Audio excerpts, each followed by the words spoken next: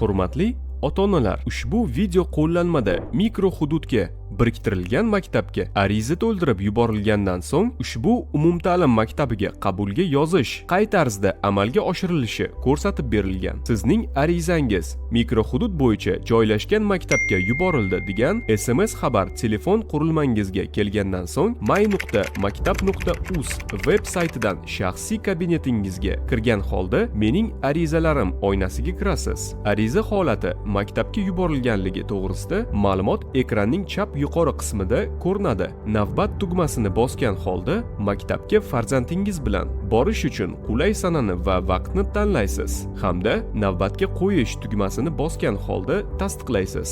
Shu tarzda maktabga borish navbatini o'zingiz belgilaysiz.